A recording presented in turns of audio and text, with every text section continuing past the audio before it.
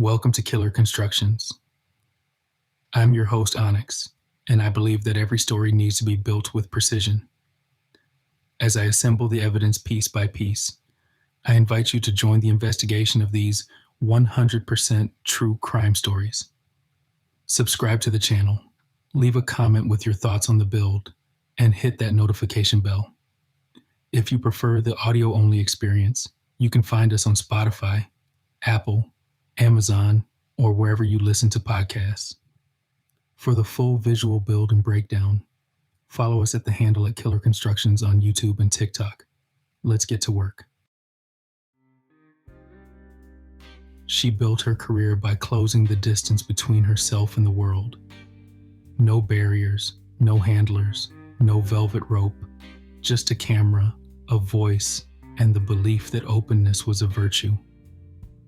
For years it was. Kevin James Loyble spent the better part of a year building something of his own, not a life, not a career.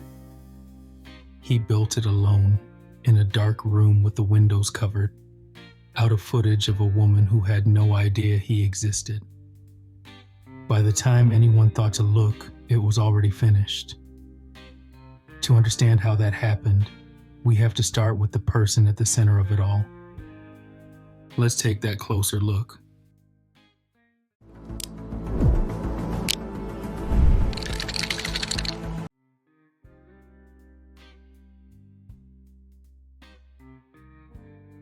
There's a version of every story that makes sense at first. The official version, the easy version, the one people accept and move on from. But when you start pulling it apart, piece by piece, you begin to see how it was built. Every choice, every moment, every detail, like bricks laid in uneven courses, some of them crooked, some of them just waiting to slip. And when you look closer, things start to shift. Details don't line up, motives get complicated, and the truth isn't as clean as it seems. This is Killer Constructions, and this is a story that deserves a closer look. Before we go any further, I want to take a moment. At the center of this story is a real person who was loved by family, friends, and countless others. Her name was Christina Grimmie. This episode is told in her honor. If you are sensitive to content involving violence or homicide, please be thoughtful about whether and when you engage with this episode. Her name was Christina Victoria Grimmie, and she was born on March 12, 1994, in Marlton, New Jersey.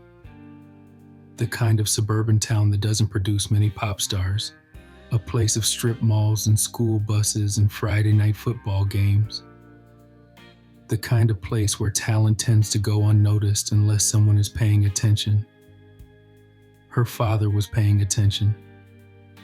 He heard her sing for the first time when she was 6 years old, not performing, just singing, the way children do, to themselves, unguarded, unself-conscious. He remembered it. He encouraged it. By the time Christina was 10, she was teaching herself piano by ear, absorbing melodies the way other kids absorb television, playing back what she heard with a precision that shouldn't have been possible at that age without formal training. She had an older brother named Marcus. Their mother, Tina, had worked as a receptionist until she was diagnosed with breast cancer. Their father worked for Verizon. They were a church family, faithful, close, the kind of household where dinner was a real event and people talked to each other. Christina grew up inside that warmth and carried it with her everywhere she went. So consistently that people who met her only once described her with the same words people who had known her for years used. There was no difference between the public Christina and the private one. What you saw was what she was. In 2009, when she was 15 years old, she started a YouTube channel. The username she chose was Zelda X Love 64, a nod to the video game she loved, playful and personal, and a little nerdy, which was exactly who she was. Her first video was a cover of a Hannah Montana song. She sat in front of a camera in her bedroom and sang, and then she posted it, and then she waited to see if anyone would care. They cared. Within months, the channel was growing. Within a year, it was something real. She had a voice that operated outside the normal rules, a range that moved between registers with an ease that trained singers spend decades trying to achieve, a tone that was simultaneously polished and raw, technically impressive without ever sounding like it was trying to impress. She covered pop songs, she covered R&B, she covered everything. And no matter what she covered, you heard Christina Grimmie first. She wasn't imitating, she was inhabiting. Her parents pulled her from Cherokee High School for her junior year so she could focus on the career that was already, at 16, clearly becoming a career. She didn't disappear into the music industry machine. She stayed present on YouTube. She talked to her audience the way a person talks to friends. Directly, warmly, with the kind of self-deprecating humor that makes people feel chosen rather than sold to. By 2011, she had released her first EP. By 2012, she had 1 million subscribers. By 2013, she had 2 million in a full studio album. In 2012, she moved to Los Angeles. She had been invited to tour with Selena Gomez, one of the biggest pop stars in the world, which would have been a dizzying moment for anyone, and especially for a teenager from Marlton, New Jersey, who had started from a YouTube channel named after a video game character. She handled it with the same steadiness she handled everything. She was 20 years old and on stage in front of thousands of people, and she looked completely at home. The Voice came in 2014, season 6 of NBC's enormously watched singing competition, the show that had at that point produced more chart-performing alumni than almost any other music competition in American television history. Christina auditioned. All 4 judges turned their chairs. Adam Levine, who coached her through the competition, said from the moment he heard her, this person could be a huge star. She made it to the finale. She came in 3rd. Lil Wayne offered her a recording deal from the stage on live television. Adam Levine announced he would sign her regardless of the outcome. She chose Island Records. She was 20 years old, and the music industry was arranging itself around her. There's a photograph from that season of The Voice that captures something essential about Christina Grimmie.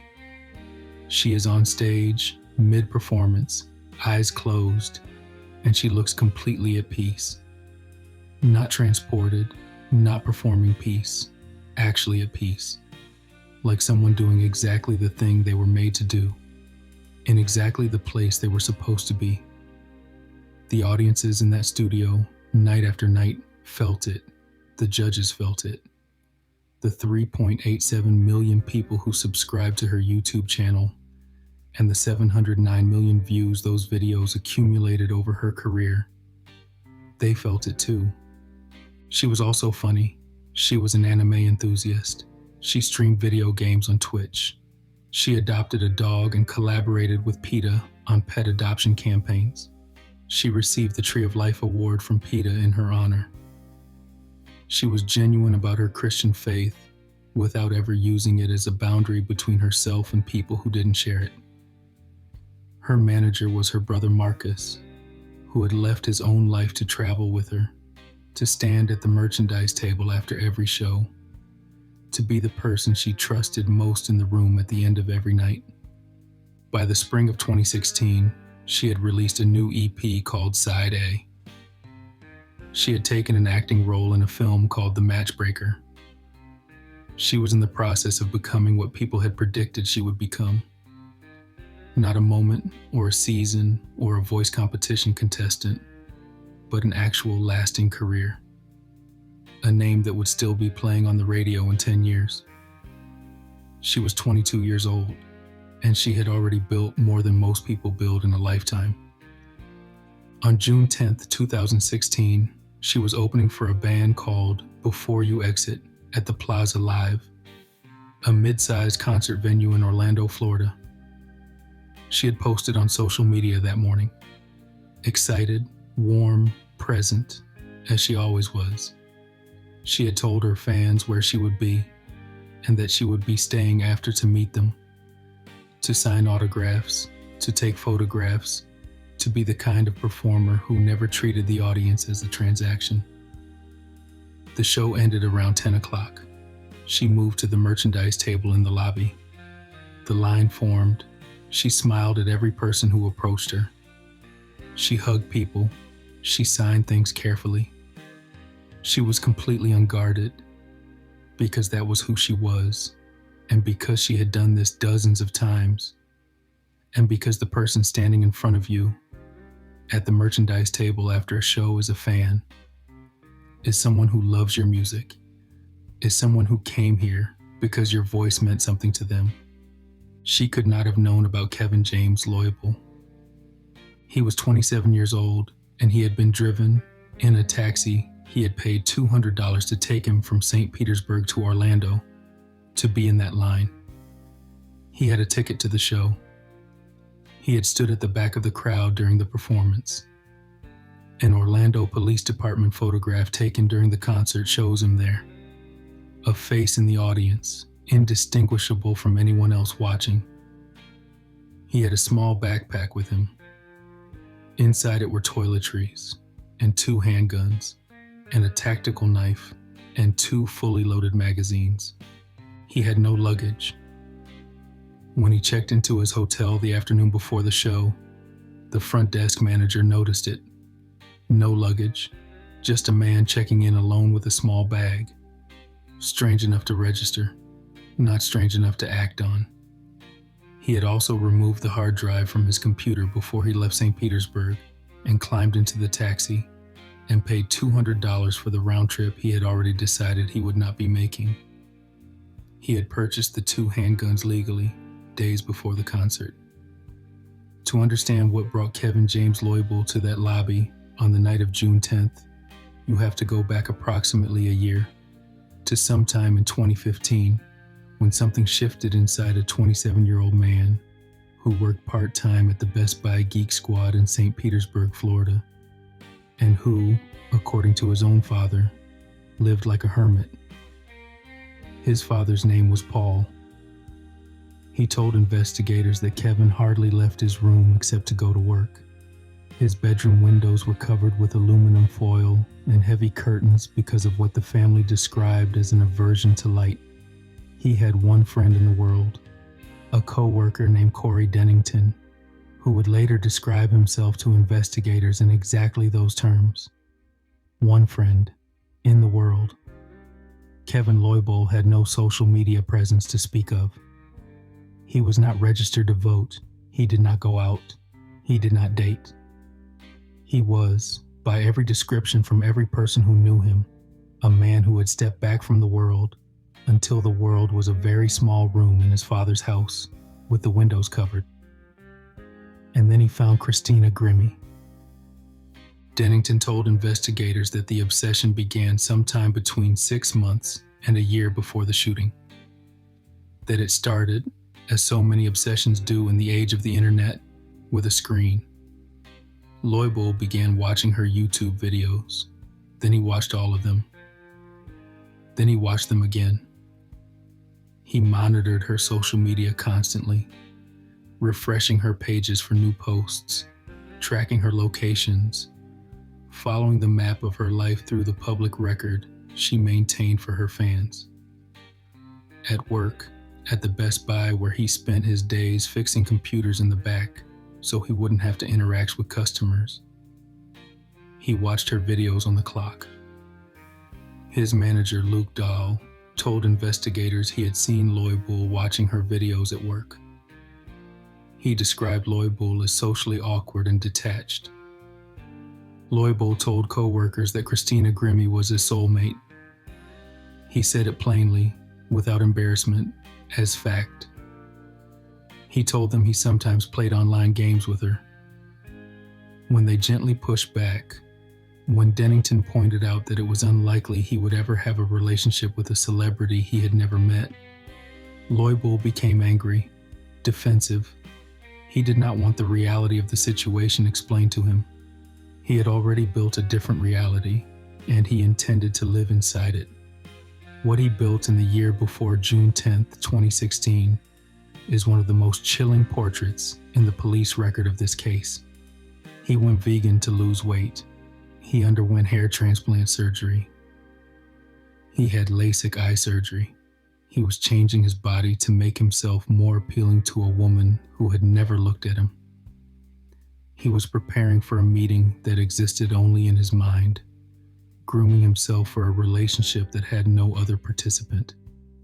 He was constructing something, a version of himself, a version of their connection, a version of a future, entirely alone, in a dark room with the windows covered, fueled by nothing but hours of footage of a young woman who had no idea he existed. His family had no idea he owned guns. Dennington had no idea he owned guns. No one who knew Kevin Loibel knew he owned guns. He had purchased them legally. 2 handguns acquired in the days before the concert from a licensed dealer. He filled out the paperwork. He passed the background check. He walked out with the weapons in a bag and drove home to the dark room with the covered windows. And no alarm sounded anywhere, because nothing he had done was illegal yet. He had also been watching her tour schedule. Christina Grimmie had posted it publicly, as performers do. Dates, venues, cities, links to purchase tickets. It is the contract of modern performance, visibility in exchange for audience. She was playing the Plaza Live in Orlando on June 10th. The Plaza Live was a $9 Uber ride from his hotel. He had already checked. In the weeks before the concert, his behavior shifted in ways that the people around him would only understand later. In the specific and terrible clarity of hindsight, he was quieter than usual, which was itself unusual for a man who was already quiet. He seemed distracted at work, more so than normal, more inward, as if he were running calculations that no one else could see. Luke Dahl, his manager at Best Buy, noticed it. Dennington noticed it. Neither of them had the context to understand what they were seeing. He had begun the process of erasing himself. He removed the hard drive from his computer. He paid his final bills. He said his goodbyes, though no one knew they were goodbyes. They landed as normal conversations, ordinary workday farewells, the kind of thing you say to a coworker at the end of a shift without registering that you said it. He had paid for a round-trip taxi fare from St. Petersburg to Orlando that he had already decided he would not be using for the return journey. What he had planned for himself after the concert, whether his death by his own hand was always part of the architecture, or whether it was a contingency, is unknowable now. He took that with him. The last time Dennington saw him was June 5th, 5 days before the concert. He told investigators that in hindsight, there were a lot of weird things and a lot of sad things about that final conversation. He had not known in the moment. There was nothing that said, "This is the last time." There never is. On June 9th, Loibel walked out of his father's house in St. Petersburg for the last time. He got into a taxi. He paid $200. He checked into a hotel in Orlando alone and lay in the dark in a room that was not his room. The front desk manager had noticed him the night before. Just a man alone with a small bag. The next evening, he went to the Plaza Live. He watched Christina Grimmie perform from the back of the crowd. And then the show ended, and the line formed, and he got in it. The lobby of the Plaza Live after a show has a particular quality that anyone who has been to a mid-sized concert venue will recognize. The lights come up slightly, but not fully. The air is warm and close, carrying the smell of the stage, dry ice and sweat and the faint metallic tang of amplifier heat. The crowd mills and thins. Some people head for the exit immediately.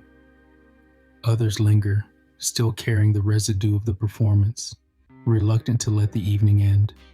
The merchandise table is busy. There is music playing over the PA, softer now, transitional, the venue's way of easing the crowd toward the door without pushing. At the front of the meet and greet line, Christina Grimmie was doing what she always did. Eye contact, genuine smiles. She remembered names when she could. She signed things carefully, not quickly. She asked people where they had come from. She hugged everyone who wanted a hug, which was almost everyone, because she made people feel that a hug from her was something real and not a transaction. The fans around her were relaxed, happy. The show had been good. She had been good. This was the part of the evening that extended the gift, the part that said the performance was not all she had to offer, that she had more, that they were worth more. There were dozens of people ahead of him, fans who had come because her music had meant something to them, who wanted 30 seconds with the person whose voice had been in their ears for years. He stood in line like all of them. He moved forward as the line moved forward. He had the backpack with him, 2 handguns, 2 fully loaded spare magazines, a tactical knife. He had been carrying it through the concert, through the lobby, through every minute of standing in that line, and no one had checked it. There was no security screening at the merchandise table. There had been no reason to expect one. A woman standing behind him in line later told reporters he seemed a little nervous, that he was by himself, that he kept looking around and shifting his weight, that he didn't seem up for a conversation. She had noticed. The way you notice something without it meaning anything, because there is no reason to make it mean anything, because it is just a person in a line at a concert who seems a little nervous. The line moved forward. He moved with it. When it was his turn, he stepped forward. Christina Grimmie opened her arms to hug him. He pulled out a gun and shot her. The sound of a gunshot inside an enclosed space is not like the sound in films. It is immediate and total and physical. A pressure that hits the chest before the brain has processed what it is. The people closest to the merchandise table heard it and felt it at the same time, and for a fraction of a second the room did not react. That fraction of a second, that brief, terrible gap between the sound and the understanding of the sound, is something that every witness at the Plaza Live that night described in their own way. A pause, a held breath, a moment in which the world had already changed, but the people inside it had not yet caught up. And then it caught up. Marcus Grimmie had been standing a few feet away at the merchandise table. He was 23 years old. He had left his own life to travel with his sister, to manage her career, to run her merchandise, to be the last person she saw at the end of every show. For years, night after night, city after city, he had stood exactly where he was standing in that moment. Close enough to see her face, close enough to hear her laugh, close enough to reach her in seconds if something went wrong. Something went wrong. He did not hesitate, not for a fraction of a second. Before the sound had fully registered in the room, before the people around him had processed what they were hearing, before anyone else in that lobby had moved an inch, Marcus Grimmie launched himself at Kevin Loibol with everything he had. He hit him at full speed. They went to the ground together. A real fight, physical and desperate and without rules. The full weight of both men on the floor of a concert lobby while the people around them screamed and scrambled for the exits. Loibol was armed and Marcus was not. Loibol was bigger. He had 2 more loaded magazines and a knife within reach. None of it mattered in the first seconds. Marcus held on with the specific, terrifying determination of someone who understood, on an animal level, what was at stake. Loibel broke free. He backed himself against a wall. He raised the gun, not at Marcus, not at anyone else in the lobby, and turned it on himself. Marcus Grimmie was left standing in a room that had been, 60 seconds earlier, warm and loud and full of people who loved his sister. The merchandise table was still there. The posters and t-shirts and everything she had signed that evening were still there. The line of fans who had been waiting had dissolved into panic. People running for every exit, some of them unsure what had happened, and some of them sure and not wanting to be. Somewhere behind him, the venue was filling with screaming. Somewhere behind him, Christina was on the ground. He had done the only thing available to him. He had done it without being asked, without hesitation, without a moment to calculate the risk. He had thrown himself at an armed man because his sister was falling, and there was no other option. He had done everything right. And it had not been enough. Years later, people would call him a hero. In that moment, he was just a brother trying to keep his sister alive. And now he had to stand in that lobby and hold that knowledge in his body and find a way to keep breathing. Outside the plaza, live in the minutes after the shots, the street filled quickly. People who had exited the venue were calling 911, calling parents, calling friends, standing in groups with their hands over their mouths, not knowing what to do with their hands. Some of them were crying before they fully understood why. Others were still in the processing stage, replaying sounds, replaying the moment the crowd shifted, trying to build a sequence from pieces that didn't yet fit together. Several fans took to social media immediately, posting fragments of what they had seen or heard. The information spreading online in those first minutes was incomplete and contradictory. Some posts said shooting, some said someone had been hurt, some said Christina had been taken away in an ambulance. Some said they didn't know. They had just run when everyone ran. Orlando police and emergency medical services arrived within minutes.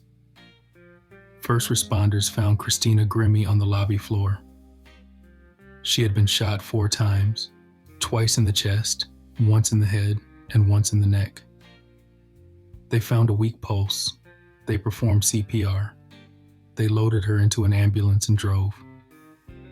At Orlando Regional Medical Center, she was taken into emergency surgery. She was alive.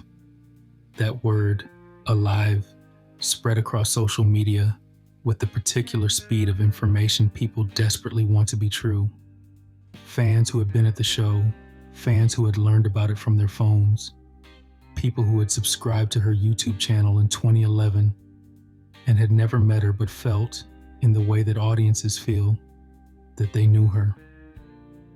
All of them were awake that night, refreshing pages, watching for updates, holding on to alive. Adam Levine posted a photograph of himself with Christina to Instagram. He wrote, "I'm sad, shocked, and confused. We love you so much, Grimmie.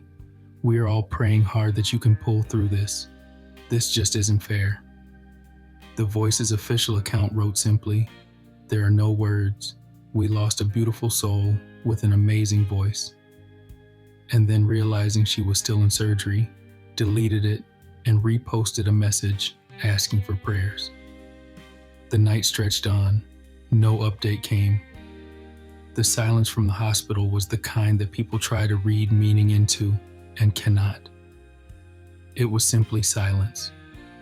And in that silence, hundreds of thousands of people who love Christina Grimmie's voice sat with their phones in the dark and waited. Early Saturday morning, June 11th, 2016, Christina Victoria Grimmie died from her injuries at Orlando Regional Medical Center. She was 22 years old.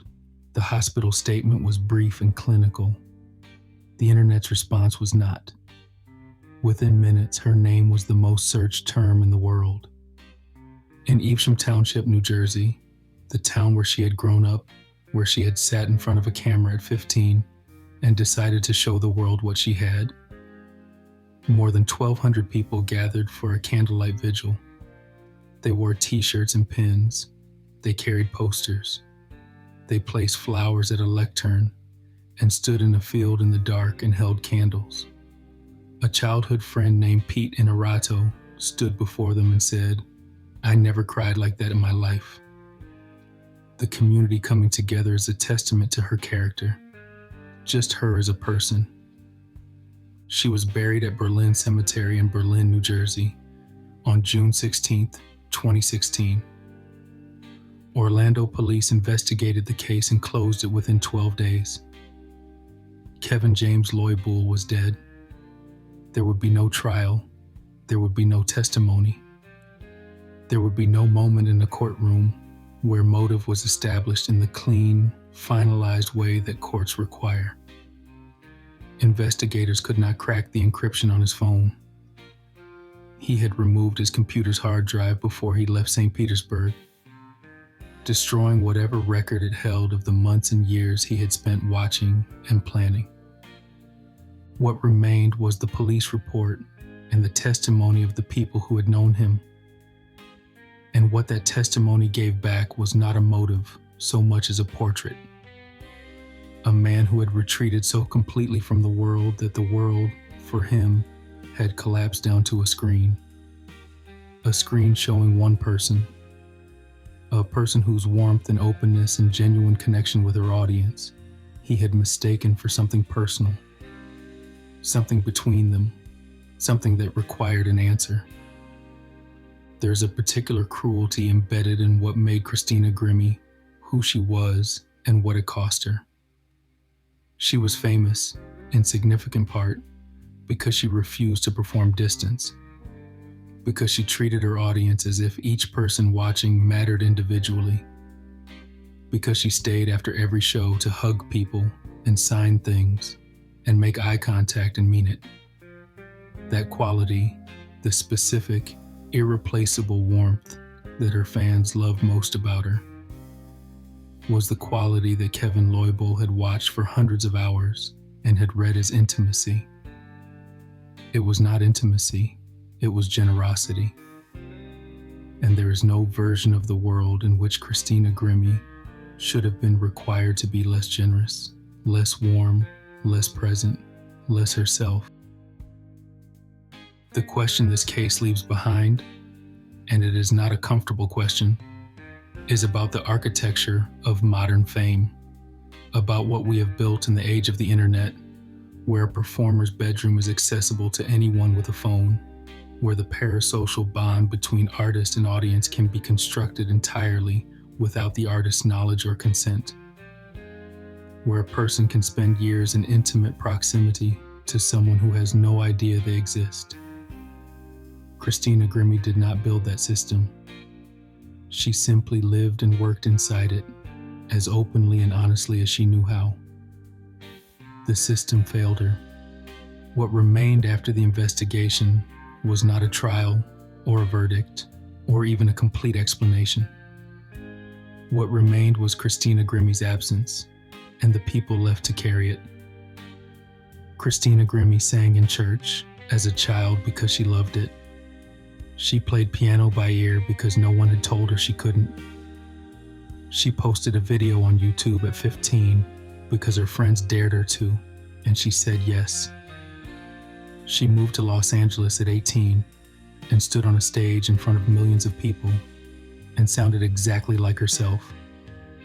She stayed after every show, long after she was required to, because she believed the people who came to see her deserved to be seen in return. That belief was not a weakness. It was not naivety. It was who she was, built carefully and genuinely over 22 years. And it belonged to her. It was hers. And it should have been enough to keep her safe. Her YouTube channel, Zelda X Love 64, still exists. The videos are still there. People still find her. Teenagers still stumble across a cover she recorded a decade ago and spend an afternoon watching everything she ever made, not knowing at first what they will eventually learn. And then they find out. And then they go back and watch the videos again, knowing. The Christina Grimmie Foundation carries her name forward, focused on the animal welfare causes she championed in her life. Marcus continues to protect her legacy the way he protected her, completely, without reservation. Her music is still out there, side A, side B, everything before. A voice that built something real and lasting from a bedroom in New Jersey, from nothing but honesty and a camera and the stubborn, generous belief that the world would listen. It did, millions of times over. And when you step back and look at it piece by piece, you start to see the structure behind it all. The small moments, the unseen fractures, the decisions that didn't seem important at the time. All of it stacked together like bricks until something finally gives. This is Killer Constructions, and I'll see you in the next one.